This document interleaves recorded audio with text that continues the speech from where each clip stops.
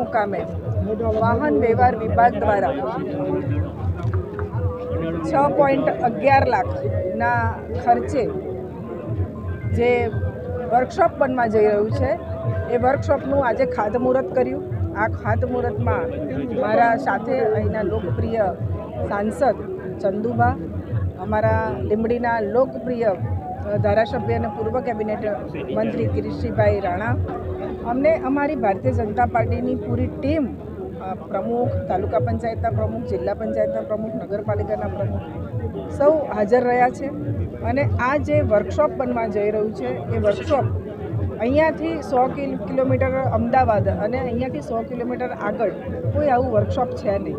ને એના જ કારણે કિરીટસિંહભાઈ રાણાએ અને ચંદુભાઈએ સરકારમાં એક રજૂઆત કરી હતી કે અહીંયા એક વર્કશોપ બને તો સારું. તો એમની રજૂઆતને ધ્યાનમાં રાખી અને આજે અહીંયા એક વર્કશોપનું અમે ખાતમુહૂર્ત કર્યું છે.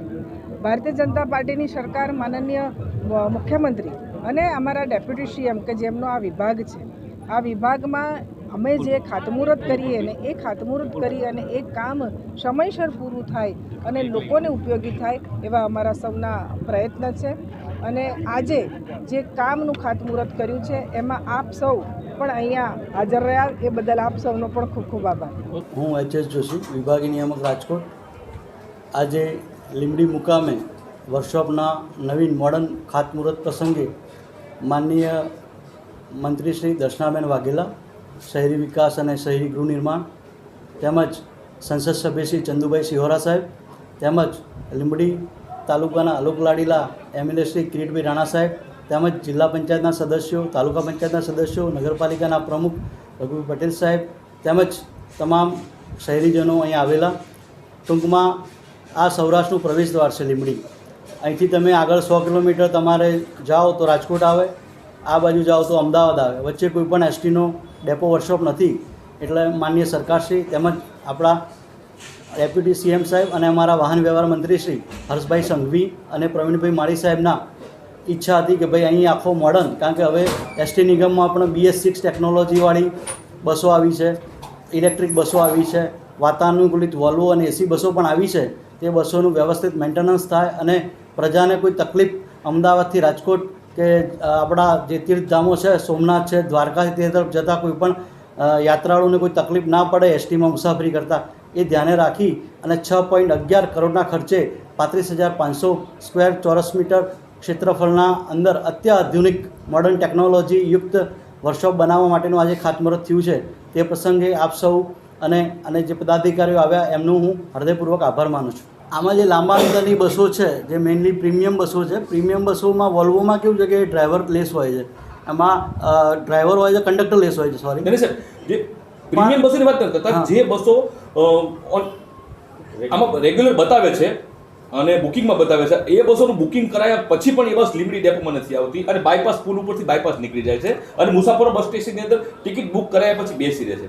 એટલે એ પણ એવી ફરિયાદ જો અમારા ધ્યાને આવે છે તો સંલગ્ન આમાં કેવું છે કે અહીં અમારા 16 વિભાગની 125 ડેપોની બસો પાસ ઓન થતી હોય. જે પણ બસો સૌરાષ્ટ્ર પાસ ઓન થતી હોય એ લીંબડી હાઈવે થઈને જ જતી હોય છે, લીંબડી બસ સ્ટેન્ડ થઈને જ જતી હોય છે. એ જે પણ એવી બસ ધ્યાનમાં અમારે આવે ને કોઈ મુસાફરની ફરિયાદ આવે તો અમે જે તે કન્સર્ન વિભાગને, તેના વિભાગીય નિયામક, પરિવહન અધિકારી અને ડેપોમેન્ટને જાણ કરીએ છીએ અને પેસેન્જરને રિફંડ મળે ને ભવિષ્ય આવો ના બનાવો ને એના માટે ક્રૂ સામે પણ અમે પગલાં લઈએ છીએ. જી સર, હવે સુરેન્દ્રનગરનો ગુજરાતનો પુલ જે ઘણા સમયથી બંધ હતો એના હિસાબે કચ્છમાં નવા 2 રૂટો શરૂ કરવાની અગાઉ વાત કરવામાં આવી હતી. હાલ સાહેબ એ રૂટ બ્રિજ ચાલુ થઈ ગયો છે, તો કચ્છ માટે નવા રૂટો સાહેબ શરૂ થશે કે કેમ? અત્યારે 2 રૂટ તો ચાલુ જ છે, અમદાવાદથી ભુજ અને અમદાવાદથી નારાયણસરોવર વાયા લીંબડી. એ 2 રૂટ ચાલુ છે, એમાં આવક સારી છે અને ટૂંક સમયમાં અમારે નવા ડ્રાઈવરો આવવાના છે. એ નવા ડ્રાઈવરો આવવાથી જે પણ પ્રજાની જે માગણી હશે એ પ્રમાણે કચ્છ તરફના નવા રૂટો પણ આપણે ચાલુ કરશું.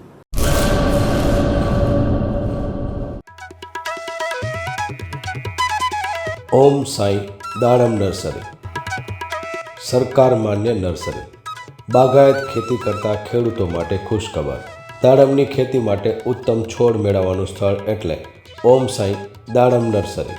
દાડમના સિંદૂરી ભગવા અને સુપર ભગવા છોડ હાજર સ્ટોકમાં. સારી ગુણવત્તાના બિયારણમાંથી તૈયાર કરવામાં આવેલા દાડમના છોડ મેળવવા અવશ્ય એકવાર મુલાકાત કરો. કચ્છ ગુજરાતમાં કોઈ પણ સ્થળે ડિલિવરી કરી આપવામાં આવશે. ઓમ સાંઈ નર્સરી, અસ્તગામ, તાલુકો રાહાતા, જિલ્લો અહમદનગર, મહારાષ્ટ્ર. સંપર્ક જિગ્નેશ સેંગાણી 8469693569 તેમજ 9998526368. અર્પિત પટેલ 7041389359 તેમજ 9586383685.